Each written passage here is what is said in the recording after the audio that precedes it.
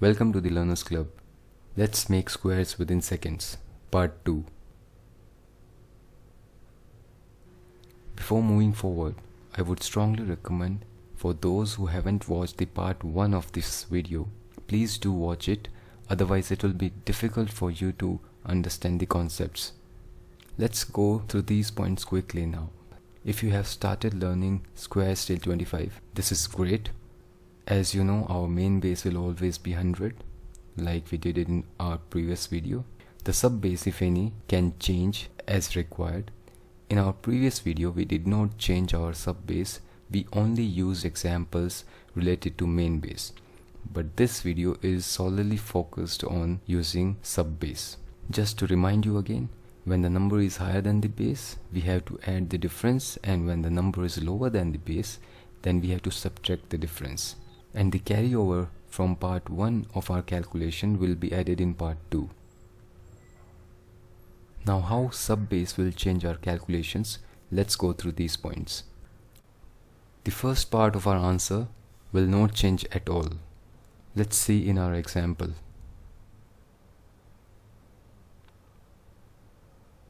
If you remember our earlier example, you will know that 0, 1 is our first part of the answer, and we will keep it same. So in this case, whether we will use sub base or not, this part will remain same. Moving to the second part. The second part has two subparts. Let's check our earlier example. In this case also, the first part, that is 29, will not change. And the 5 will also be a carryover figure. But before adding the carryover, this figure will change as per the sub base. Now the question is how this figure will change. Let's check it out. This figure will be multiplied by a ratio, and the ratio is sub base upon main base. For example, if you want to square 146, then the sub base will be the nearest 50, which is 150, and the main base will always be 100. So the ratio is 150 upon 100. So it is 1.5.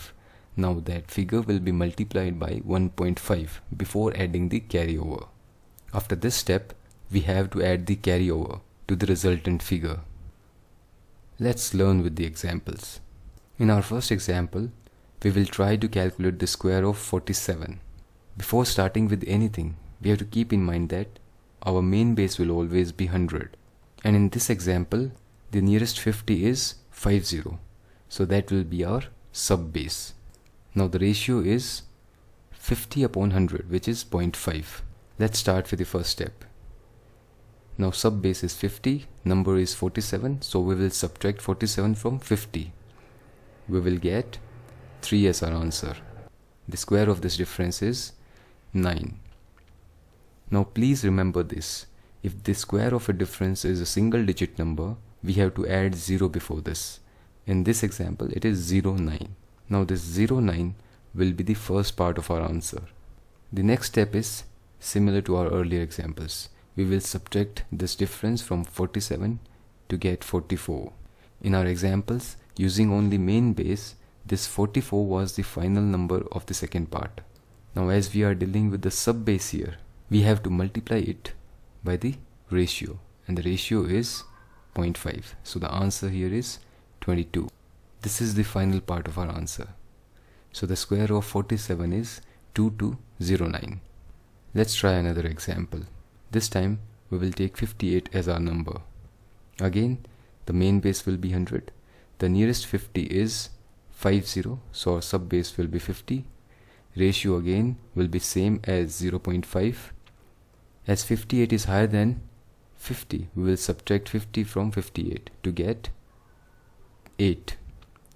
We will then square this 8 to get 64. This is the first part of our answer. Moving forward, we will add this difference 8 to 58 to get 66 as the answer. Let's multiply this number with ratio to get 33. So 33 is the second part of our answer. So the square of 58 is 3364. I hope you are getting it now. Let's try another one. This time we will take 162 as our number. Our main base as always will be 100. The nearest 50 to 162 is 150, so that will be our sub base, and the ratio is 1.5. Now the difference of our number and the sub base is 12. The square of 12 is 144. 1 we will carry it over, and 44 is the first part of our answer. Now we will add this difference to 162 to get 174. 174 will now be multiplied with 1.5 to get 261. Then 1 will be added to this number, so 262 is the final part of our answer. So the square of 162 is 26244. Let's try one more. This time we will calculate the square of 187. Main base will be 100. Nearest 50 is 200 in this case, so that will be our sub base. So the ratio is 2. Now the difference from sub base to our number is 13. The square of 13 is 169. Now the 69 will be the first part of our answer. Moving forward, we have to subtract this difference from our number to get 174, and this 174 will be multiplied by our ratio, which is 2, to get 348. Now again this carryover 1 will be added to this number to get 349, which is nothing but the second part of our answer.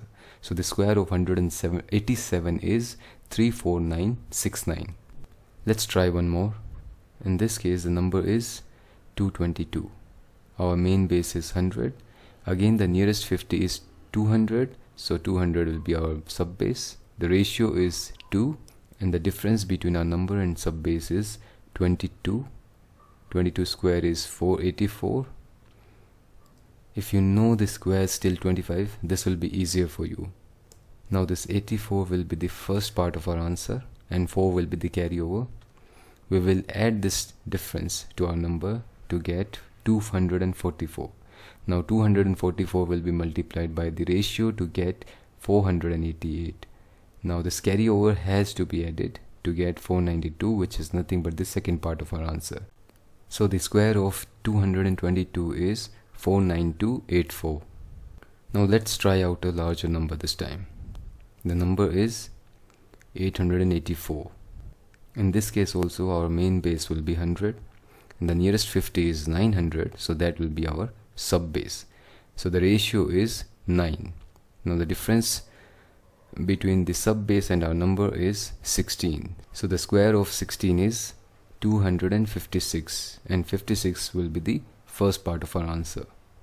Now we will minus the difference from our number to get 868.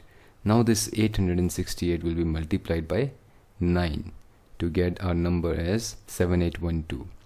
Now this carryover will be added to 7812 to get 7814, which is the final part of our answer. So the square of 884 is 781456. Now we must notice that this number to multiply with ratio is very large, and calculating this multiplication through brain will take time. Of course it will take time, but if you will practice hard, it will be a lot easier for you.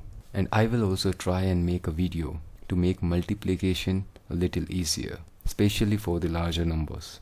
Okay, now let's move to the final example. We will take number as 1020. Our main base will be 100. Sub base in this case will be the nearest 50, which is 1000, and the ratio in this case is 10. So we will take the difference between the sub base and our number, which will be 20. The 20 square is 400. This is easier, I guess. Now 00 will be the first part of our answer.